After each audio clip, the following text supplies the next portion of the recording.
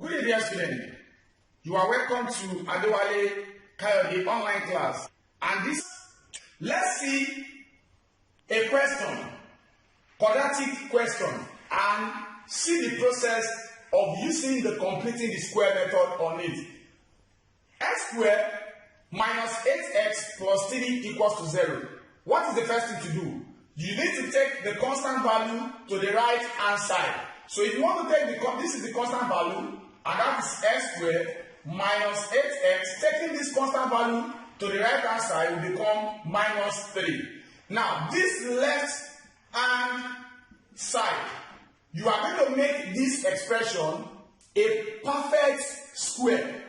We are going to make this expression a perfect square. Remember the process to make this, in making this a perfect square. You just need to find half of the coefficient of x, which is what? Minus 8, and square everything. So what is half of minus 8? Minus 4 all square. Minus 4 all square, that will give us minus 4 multiplied by minus 4, which is 16. Now, the value that must be added to this expression in making it a perfect square is 16. So we are going to add that value to the both side, both left hand side and right hand side. So let's add that 16 to that, and that become x squared minus 8x plus 16 equals to minus 3 plus 16. Good. Then this will become x squared minus 8x plus 16 equals to minus 3 plus 16 plus 13. Now, this expression on the left hand side now is now a perfect square. Now, a perfect square, how do you resolve a perfect square? In solving this, finding the values of this, that will be what?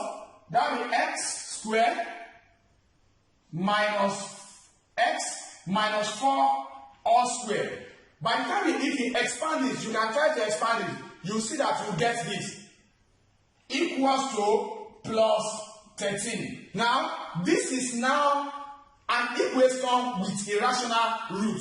That is the first thing. That is the first method. That is the first process.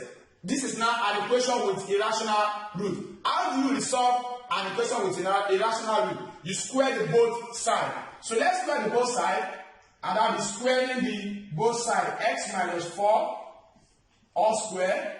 Square the both sides. Don't forget, if you are squaring the both sides, you need to put plus or minus 13. Now, in resolving this will cancel this. We have x minus 4 equals to plus or minus square root of 13. Then this negative 4 to the right hand side. X will be equal to plus 4 plus or minus square root of what? 13. Then our final answer now is x equals to plus 4 plus or minus square root of 13. That is root 13. Remember, plus or minus.